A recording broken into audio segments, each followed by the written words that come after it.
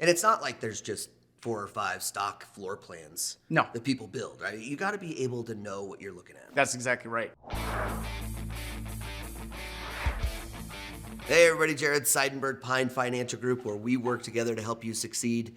If you found us here on Facebook or you found us on YouTube, drop us a like, subscribe to our channel, leave us a comment. We are trying to get a community going here, and we want that conversation to happen with you so we can deliver good content.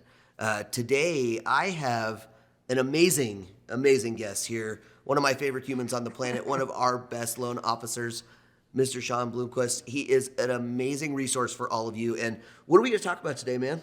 So what I'm going to talk about is 3 tips that I think everyone should know before they actually hop in the car to go look at a property. Oh, yeah. Right? You get a wholesaler shoot something across, hey, you got this great property, it's a killer deal, whatever else, or you come across something on the MLS and you think, man, I want to go take a look at this.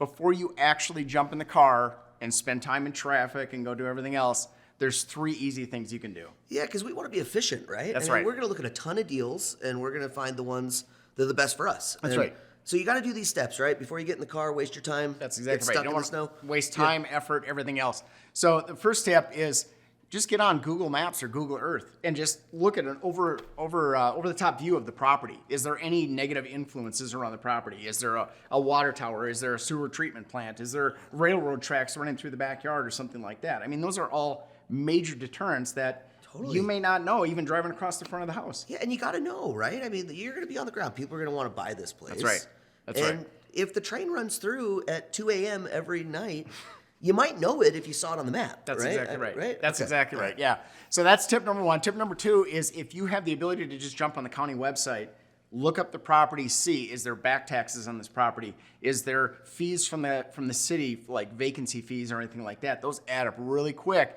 And you want to know if that's going to become something where you've got to negotiate before you actually make the offer on this property. Oh, gosh. I mean, especially where you live in Minnesota, right? I mean, you could have fees on fees on fees. Oh, yeah. That totally kill your deal. And so you're saying you go on here, you can actually add that into your strike price, right? Your basis. That's exactly right. Yeah. That's exactly right. And yeah, I mean, what he's talking about in Minnesota, the city of Minneapolis, if you have a property that's vacant, the vacancy fee per year is over $7,000 a year. Well, $7,000 for 1 year changes your deal. What if it's 2 or 3 years on the property? I mean, that could completely kill it. And I'll tell you from experience, they will not negotiate these No, fees. not at all. They will take this from you no matter what. Yeah, so, they don't care. You can't go in and say, well, I'm going to get a discount. You won't. They will get it. Right on. The third tip is before you even jump in the car, just look in the neighborhood. What are houses going for in that neighborhood? Is it something that there is going to be room there to improve the property? Or is it where this is just, it's a rough neighborhood, maybe there isn't as much room there. Even if you improve it, it's still not going to get you that big jump in value you need. Yeah, talk to me about that a little bit because, I see all the deals that we write at Pine. Yep. And when we're underwriting them, often they will come with some type of comps that Yep. either we've done or a borrower has done. And when the borrower does them, sometimes they're not getting the right stuff. So when you do these comps, you're not just looking at Zillow and figuring out what's sold, right? I mean, what do we got to do? Are we looking for similar stuff? How would you do it? Well, yeah, I mean, the first step is instead of jumping on Zillow, if you're working with a realtor, have them do a CMA at least.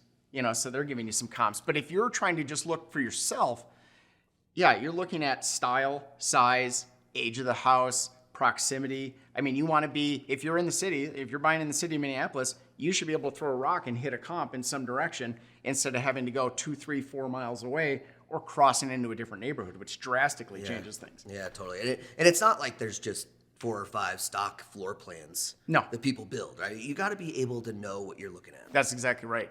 And here's the crazy thing about this is if you do all 3 of these things and you do your due diligence ahead of time, you still have to jump in the car and go look at the property. If that all checks out, you have to go look at the property, right? Well, yeah. I mean, look, let me tell you guys something. I've been in deals before with partners. I've been the money partner, or I'm helping with some legal work or something like that before I joined Pine.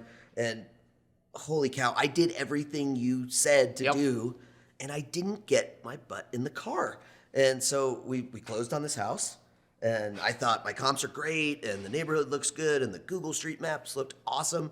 And here I am, I'm driving to meet my partner. First time I'm actually seeing this thing in person. And as I'm driving down the street, I see this house painted in camouflage, Sean. Like, I'm not saying like little bits, like whole house. desert camo on the entire facade of the house. And there's deer blinds in the backyard, Wow. and there's Mylar on the windows, and there's cars parked in the front lawn on blocks and in various states of disrepair. And I'm driving down and I'm thinking to myself, oh man, I hope that's not the neighbor. I really hope that's not the neighbor.